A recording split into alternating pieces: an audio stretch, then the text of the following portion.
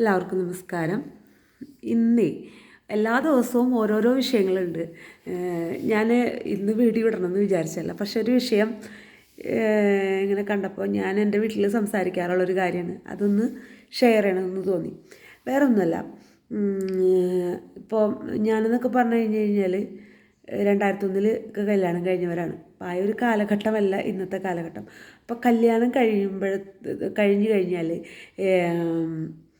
അച്ഛൻ്റെ അമ്മമാരും കൂടെയാണോ മക്കൾ കല്യാണം കഴിഞ്ഞിട്ടുണ്ടെങ്കിൽ ഇപ്പം മകനും ഭാര്യയും നിൽക്കേണ്ടത് എന്നുള്ളൊരു ചോദ്യം എല്ലാവർക്കും ഉണ്ടാവാറുണ്ട്. ഞാൻ എൻ്റെ മാത്രം ഒരു അഭിപ്രായമാണ് പറയണത് കേട്ടോ. കാരണം അത് ഇന്നലെ തുടങ്ങിയ അഭിപ്രായമൊന്നുമല്ല, എനിക്ക് ഇപ്പോൾ ഈ ഒരു കാലഘട്ടത്തിൽ വന്നിട്ടുള്ള അഭിപ്രായമൊന്നുമല്ല. എൻ്റെ കല്യാണം കഴിഞ്ഞ് കുറച്ച് കാലം കഴിഞ്ഞപ്പോൾ തുടങ്ങി എൻ്റെ മനസ്സിൽ തോന്നിയിട്ടുള്ള ഒരു അഭിപ്രായമാണ്. അന്ന് ഞാൻ തീരുമാനിച്ചതാണ്, എനിക്കുണ്ടാവണത് ഒരു ആൺകുട്ടി ആയാലും പെൺകുട്ടി ആയാലും ഈ അവരെ കല്യാണം കഴിഞ്ഞ് കഴിഞ്ഞാൽ ഇങ്ങനെ ചെയ്യണം, ഇങ്ങനെ ആക്കണം എന്ന് ഞാൻ വിചാരിച്ചിട്ടുണ്ടായിരുന്നു. അതെങ്ങനെയാണെന്ന് ഞാൻ പറയാം. വേറൊന്നുമല്ല, കല്യാണം കഴിഞ്ഞിട്ടുണ്ടെങ്കിൽ അച്ഛൻ്റെ അമ്മരെയും കൂടെ മക്കൾ നിൽക്കണം എന്ന് പറയണത് ഭയങ്കര അബദ്ധമാണ്. അബദ്ധം എന്ന് പറഞ്ഞാൽ പല രീതിയിലുണ്ട്, വലിയൊരു വിഷയമാണത്. എനിക്ക് തോന്നിയിട്ടുള്ളതാണ്. കാരണം ഒരിക്കലും അവരെപ്പോഴും സ്വയം പര്യാപ്തത അവർക്കുണ്ടാവില്ല. സ്വന്തം കാര്യങ്ങൾ ചെയ്യാനായിട്ട് അവരെപ്പോഴും മറ്റുള്ളവരെ ഡിപ്പെൻഡ് ചെയ്യും. മറ്റുള്ളവരെ എന്ത് വന്നു കഴിഞ്ഞാലും അച്ഛനുണ്ടല്ലോ അമ്മയുണ്ടല്ലോ, അല്ലെങ്കിൽ അവളുടെ അമ്മയുണ്ടല്ലോ അവളുടെ അച്ഛനുണ്ടല്ലോ, അങ്ങനെയുള്ളൊരു ചിന്ത വരും. അപ്പോൾ ഇവർ സ്വയം പര്യാപ്തതയിലേക്ക് എത്താനായിട്ട് ഒരുപാട് സമയം പിടിക്കും. അപ്പോൾ നമ്മൾ അതിന് വേണ്ടിയിട്ട് അവരെ സത്യം പറഞ്ഞു കഴിഞ്ഞാൽ നിർബന്ധപൂർവ്വം കൂടെ നിർത്തി എൻ്റെ കൈപ്പിടിയിൽ തന്നെ എൻ്റെ മകൻ വേണം അല്ലെങ്കിൽ മകൾ വേണം എന്ന് വിചാരിക്കുന്നിടത്ത് നമ്മൾ അവരെ തന്നെയാണ് ദ്രോഹിക്കുന്നത്. കാരണം പെട്ടെന്നെങ്ങാനും നമ്മൾ അടിച്ചു പോയി കഴിഞ്ഞിട്ടുണ്ടെങ്കിൽ അവർക്ക് ജീവിക്കാൻ ബുദ്ധിമുട്ടായിരിക്കും. ഇപ്പോഴത്തെ കാലത്ത് ഒരുവിധം പേരൻസും മക്കളെ ഭയങ്കരമായിട്ട് അവർ അച്ഛനമ്മമാരെ ഡിപ്പെൻഡ് ചെയ്തിട്ടാണ് ജീവിക്കുന്നത്. അപ്പോൾ അങ്ങനെയുള്ള കുട്ടികളാകുമ്പോൾ തന്നെ വലിയ വിഷയങ്ങളാണ്. ഇവിടെ ഞാൻ എൻ്റെ മകനോട് പറഞ്ഞിട്ടുണ്ട്, നീ കല്യാണം കഴിക്കുകയാണെങ്കിൽ അത്രയൊക്കെ ഇപ്പോൾ പറയാൻ പറ്റുള്ളൂ. കാരണം കാലങ്ങൾ പോകെ പോകെ അങ്ങനെയാണ്. പിന്നെ ഞാൻ അവനോട് പറഞ്ഞിട്ടുണ്ട്, നീ ലിവിങ് ടുഗദർ ആണെങ്കിലും അമ്മയ്ക്കൊരു വിഷയമൊന്നുമില്ല. കല്യാണം എന്ന് പറയുന്നത്, ഒരാളുടെ കൂടെ ഒരുമിച്ച് ജീവിക്കുക എന്ന് പറയുന്നത് നമുക്ക് ഏറ്റവും കംഫർട്ടായിട്ടുള്ള ഒരാളുടെ കൂടെയാണ് നമ്മുടെ ലൈഫ് കൊണ്ടുപോകേണ്ടത്. ചിലപ്പോൾ അത് ഏറ്റവും കംഫർട്ടായിക്കൊള്ളണം എന്നില്ല. കാരണം എപ്പോഴും നമ്മൾ വിചാരിക്കുന്ന പോലെ ആയിരിക്കില്ല നമ്മുടെ കൂടെ നിൽക്കുന്ന ആൾക്കാർ നമുക്ക് എപ്പോഴും കംഫർട്ടായിട്ട് വരില്ല. അപ്പോഴാണ് പ്രശ്നങ്ങളുണ്ടാവുക. ആ പ്രശ്നങ്ങളുണ്ടാകുമ്പോൾ ഒരു ഭാര്യയും ഭർത്താവും തന്നെ അത് പറഞ്ഞു തീർക്കേണ്ടടുത്ത് അവിടെ അച്ഛനും അമ്മയും മറ്റുള്ള ബന്ധുക്കളൊക്കെ കയറി വരുമ്പോൾ ഒരുപാട് പ്രശ്നങ്ങൾ അവിടെ വരും.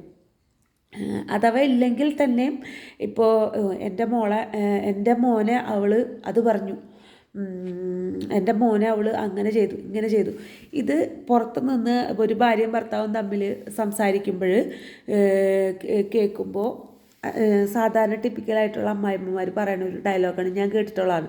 പക്ഷേ ഈ ഭാര്യയും ഭർത്താവും വഴക്ക് കൂടുന്നതും വർത്താനം പറയണതും അവർ കുറച്ച് കഴിയുമ്പോൾ അവരത് സോൾവ് ആവും ഇല്ലേ. പക്ഷേ ഈ അമ്മ അത് മനസ്സിൽ വെച്ച് കൊണ്ട് നടന്നിട്ട് പ്രശ്നങ്ങളുണ്ടാക്കുക. അമ്മമാർ മാത്രമല്ല കേട്ടോ, ചില സ്ഥലങ്ങളിൽ അച്ഛന്മാരും അങ്ങനെ ചെയ്യണവരുണ്ട്.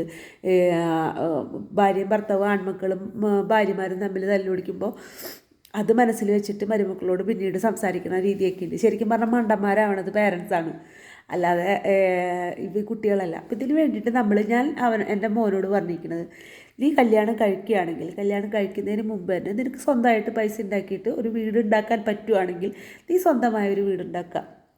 ആ വീട്ടിൽ കല്യാണം കഴിച്ച വഴി തന്നെ ആ വീട്ടിൽ പോയി താമസിക്കണമെന്ന് ഞാൻ പറയണില്ല. ഒരു മാസമൊക്കെ കൂടെയൊക്കെ നിന്ന് അവർക്ക് കുറച്ച് കാര്യങ്ങളൊക്കെ ഉണ്ടാവില്ല. അപ്പോൾ ആ ഒരു മാസമോ 2 മാസമൊക്കെ കൂടെ നിന്നതിന് ശേഷം നിങ്ങൾ വേറെ വീട്ടിൽ പോയി താമസിക്കണം, സ്വന്തമായി ജീവിക്കണം. പിന്നെ നിങ്ങൾക്കുണ്ടാവണ കുട്ടികളെ നിങ്ങൾ തന്നെയാണ് വളർത്തേണ്ടത്. അല്ലാതെ അത് ഭർത്താവിൻ്റെ അച്ഛനും അമ്മയ്ക്കും അല്ല, ഭാര്യയുടെ അച്ഛനും അമ്മയ്ക്കും അല്ല ഇട്ട് കൊടുക്കേണ്ടത്, നിങ്ങൾ തന്നെ വളർത്തണം. കാരണം നിങ്ങളെയൊക്കെ ഞങ്ങൾ തന്നെയാണ് വളർത്തിയിട്ടുള്ളത്. അപ്പോൾ ചോദിക്കും, നിങ്ങൾക്ക് അന്ന് നിങ്ങളുടെ പേരൻസിൻ്റെ സപ്പോർട്ട് കിട്ടിയിട്ടില്ലെന്ന് ചോദിക്കും. ചിലർക്കൊക്കെ കിട്ടിയിട്ടുണ്ട്, ചിലർക്കൊന്നും കിട്ടിയിട്ടില്ല. പിന്നെ പണ്ട് കാലത്തെ രീതികൾ പറയുകയാണെങ്കിൽ ഈ ഒരു വീഡിയോ പോരാതെയാവും. അത് ഞാൻ വേറെ പറയാം ഒരു ദിവസം. എൻ്റെയൊക്കെ കാലഘട്ടത്തിലെ മക്കളെ വളർത്തിയ കാര്യങ്ങളൊക്കെ ഞാൻ പറയാം. പിന്നെ എൻ്റെ കൺമുമ്പിൽ തന്നെയുള്ളൊരു എക്സാമ്പിൾ ഞാൻ പറയാം. സ്വന്തമായിട്ട് കല്യാണം കഴിഞ്ഞ കുട്ടികളെ മാറി താമസിപ്പിക്കാൻ വിട്ട് കഴിഞ്ഞ് കഴിഞ്ഞാൽ അവർക്ക് എത്രയും വേഗം സാമ്പത്തികമായിട്ടുള്ള ഒരു ഭദ്രത ഉണ്ടാവാൻ സാധ്യത വളരെ കൂടുതലാണ്. അത് എൻ്റെ കൺമുമ്പിൽ എൻ്റെ ഭർത്താവിൻ്റെ വീട്ടിൽ ഞാൻ കണ്ടിട്ടുള്ളൊരു ലൈഫ് ഉണ്ട്. കാരണം 14 വർഷം വരെ ഭർത്താവിൻ്റെ വീട്ടിൽ അമ്മായിമ്മയുടെ കൂടെ നിന്ന ഒരാളാണ് ഞാൻ. എനിക്ക് യാതൊരുവിധ സാമ്പത്തിക ഭദ്രത ഉണ്ടാക്കാൻ എനിക്ക് സാധിച്ചില്ല. ഉണ്ടാവുന്നത് മുഴുവനും നമുക്ക് ഇതുപോലെ നമ്മൾ എന്തെങ്കിലും മാറ്റി വയ്ക്കാനോ അല്ലെങ്കിൽ എന്തെങ്കിലും കാര്യങ്ങൾ ചെയ്യാനോ പോകുമ്പോൾ അപ്പോൾ വീട്ടിൽ വേറെ പ്രശ്നങ്ങൾ വരും, കോമൺ ആയിട്ടുള്ള പ്രശ്നങ്ങൾ വരും. അപ്പോൾ നമുക്ക് അതിലേക്ക് ചെയ്യേണ്ടതായിട്ട് വരും. അത് ചെയ്തില്ല എന്നുണ്ടെങ്കിൽ പിന്നെ കുടുംബകലഹാവും, അങ്ങനെ വിഷയങ്ങൾ വരികയാണ്. പക്ഷേ അല്ലാതെ കല്യാണം കഴിഞ്ഞ് ഒരു 5-6 മാസം കഴിഞ്ഞ് മാറി താമസിച്ച ആൾക്കാർക്ക് അവർക്ക് സാമ്പത്തിക ഭദ്രത ഉണ്ട്, അവർക്ക് ആരെയും ബോധിപ്പിക്കേണ്ടി വന്നിട്ടില്ല, ഒന്നും വന്നിട്ടില്ല. പക്ഷേ ഞങ്ങളെ സംബന്ധിച്ചിടത്തോളം അങ്ങനെയല്ല. ഞങ്ങളെ പണിയെടുത്തതും ഉണ്ടാക്കിയതും ഇല്ല ഒക്കെ പോയി. അത് കണക്ക് ചോദിച്ചു കഴിഞ്ഞാൽ നമുക്ക് എടുത്ത് കാണിച്ചു കൊടുക്കാനായിട്ടൊരു ബിൽ ബുക്കൊന്നുമില്ല, കണക്കില്ല. നമ്മുടെ കയ്യിലൊരു ബിൽ ബുക്കില്ല. മാസം ഹസ്ബൻഡ് അയക്കണ പൈസ ഓരോ കാര്യങ്ങൾക്ക് ചോദിക്കുമ്പോൾ എടുത്തു കൊടുക്കും. നമുക്ക് എടുത്തു കൊടുക്കാമെന്ന് നിവർത്തിയില്ല, കൊടുത്തില്ലെങ്കിൽ അവിടെ പ്രശ്നങ്ങളാവും.